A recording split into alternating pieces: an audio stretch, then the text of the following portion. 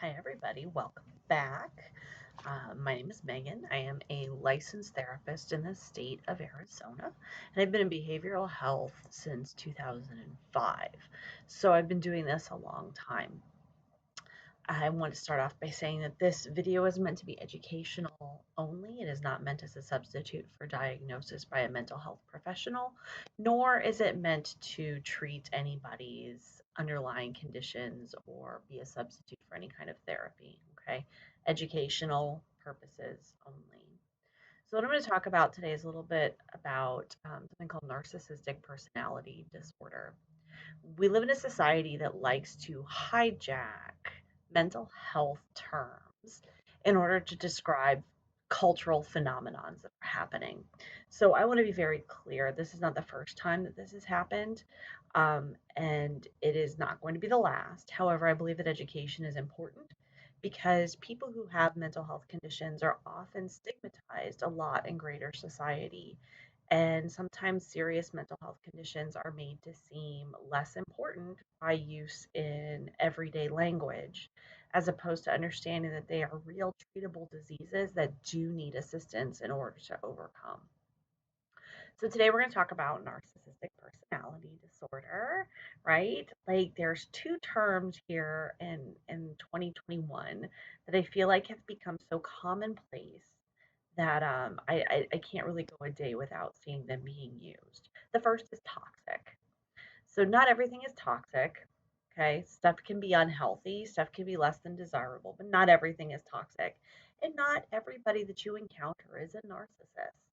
Okay, people with narcissistic personality disorder have a very defined set of characteristics that they have to meet in order to be diagnosed with that. Can people have elements and narcissistic tendencies? Absolutely.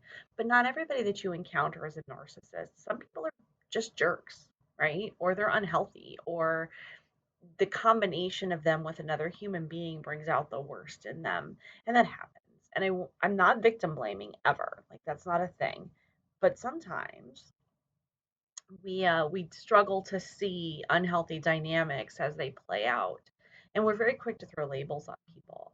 We live in a society that engages in a lot of narcissistic behaviors. One would argue that me even making this video is a narcissistic type behavior because I'm videotaping myself and I'm putting it on social media for other people to view it, giving myself a form of self-importance that might not actually be real. Okay, we get a lot of our emotional needs, our connection needs, and our self esteem needs met through likes, comments, shares, those kind of things on social media these days. In fact, that's why a lot of the studies that have been coming out in recent years talk about the increase in depression, suicidal ideation, anxiety, all of that related to social media exposure because of comparing and not getting the likes and anxious about seeing if people really engage with our posts or not, and am I important, am I not important, and all this perceived stuff, forgetting that an algorithm that does not care about you determines the majority of what other people see. But we're basing a lot of our self-worth off of that. So that is kind of where we draw some typical narcissistic lines in our society. Okay, we also have an obsession with our physical appearance, especially in America, with some unrealistic beauty standards. And there are industries that spend billions of dollars because they make billions of dollars off of us hating ourselves and the way we look and feeling like we're not good enough. So we're constantly trying to change our physical appearance to meet a standard that can be very unrealistic for the majority of human beings. Okay. So I'm going to go over the symptoms of narcissistic personality disorder just so that you guys can better understand what it is you're really talking about. Okay. When you say somebody's a narcissist, this is what we're talking about, right? We all know the Greek mythology story of Narcissus, I can't talk, Narcissus, drowning because he was obsessed with his own reflection in the pool. Okay. Narcissistic personality disorder goes much deeper than that. And like most personality disorders, it is the result of repetitive trauma or neglect. Okay. And a lack of co regulation in early childhood to learn how to cope with the variety of life's problems. Okay. So sometimes too with narcissistic personality disorder, it can be developed by having a parent that is overly doting, overly praising, telling you as a child that you can do no wrong, those kind of things. Okay, so it can swing both ways. It can be that you never have to take responsibility for your behaviors and everything was wonderful, or it could be because your parent was emotionally neglectful. So I don't know how to have a healthy sense of self or relationship with self. So therefore, I have to overinflate that, or just outright trauma.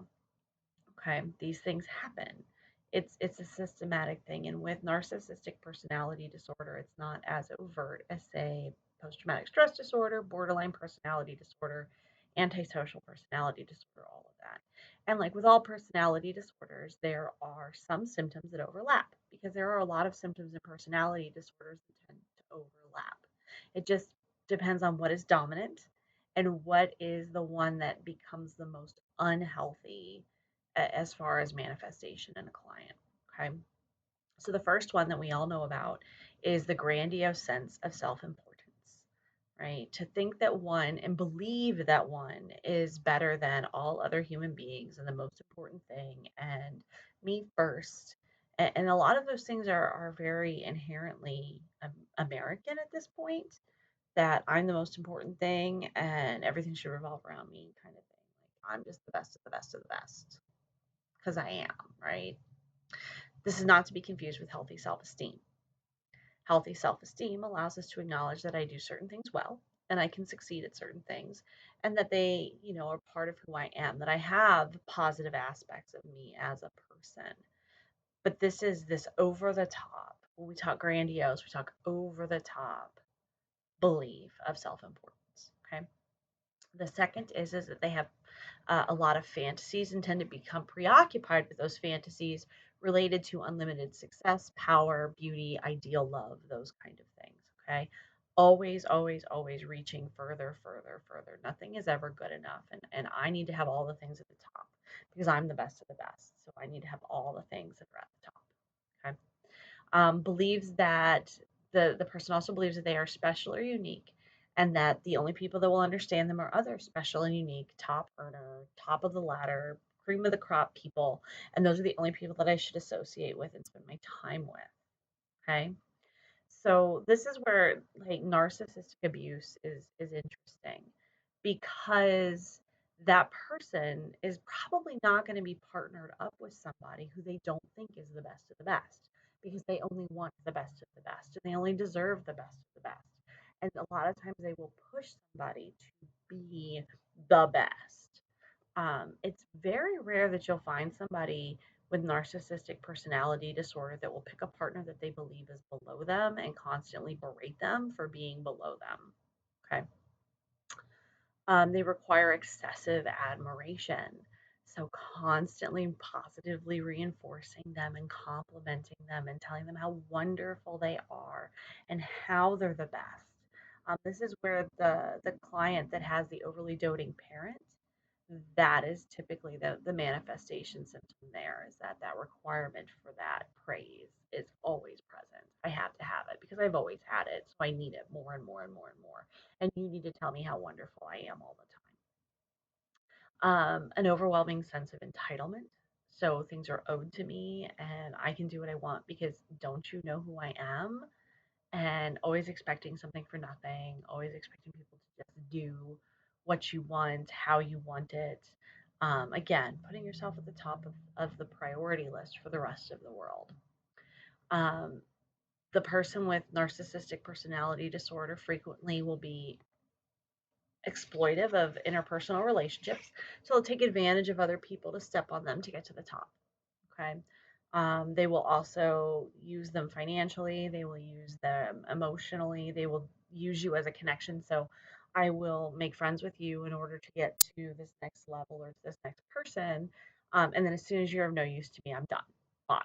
You're gone. Okay. We do see a lot of that in today's society with some influencers and with like multi-level marketing companies and with some people that are all about climbing the corporate ladder. Just got to get to the top. People are transaction. That's it. I'm just going to use them for what I need them for, and then I'm done. You don't have to stay connected to them, right? Because they're not important. They're just a means to my end. Okay. Another one is the lacking empathy.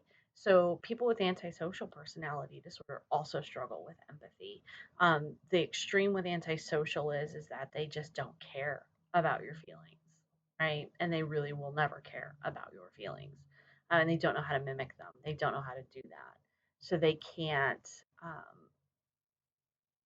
fully embrace what it means to have an emotional expression because they don't know how to do it. Okay. With narcissistic personality disorder, this is where they may understand that those emotions are a thing, but they struggle to identify those feelings or needs in other people. Okay.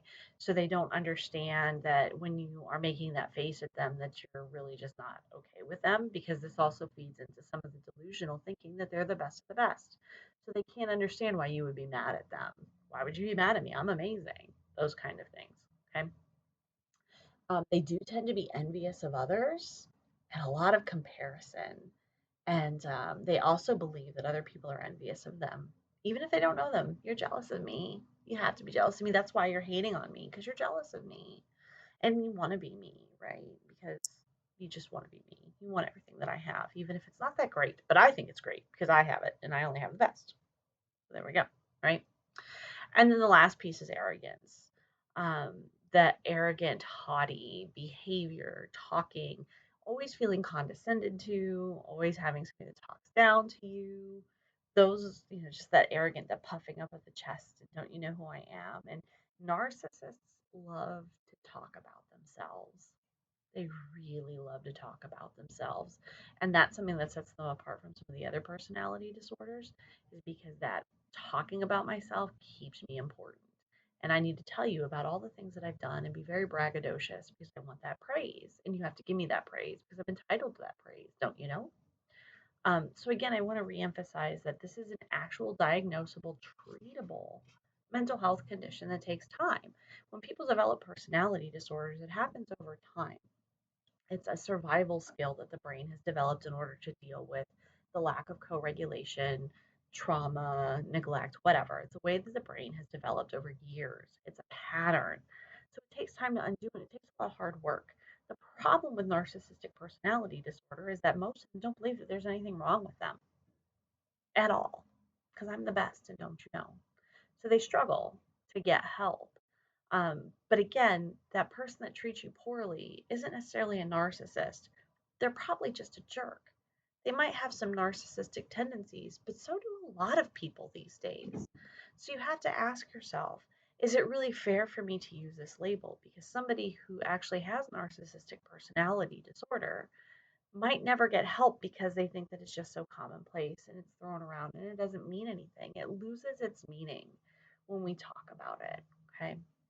So, all of this is to educate you all to stop using words that have other meanings, right? So, if you're going to say that somebody has some narcissistic tendencies, then we say, well, that behavior is narcissistic or that's a narcissistic trait. But we don't label them unless you are a licensed therapist who is able to accurately diagnose that. Because we also don't like to diagnose behavior personality disorders until after we've spent a lot of time with a client. Because sometimes things masquerade as other things, and sometimes I just have a couple of the traits and I don't have all of them. Sometimes I have an overinflated ego on the surface to make up for a lack of self esteem underneath. So we need to understand that. Now, I also want to be very clear that you don't ever have to put up with abusive behaviors or with somebody who treats you poorly in an unhealthy way. You don't have to do that. In fact, I would encourage you to seek help if you're having trouble getting away from that type of a relationship, because people can help you make that distinction and make that call and do what you need to do to protect yourself. However, just because a relationship is unhealthy or a person is unhealthy does not make them a narcissist. It also doesn't necessarily mean that it's quote unquote toxic.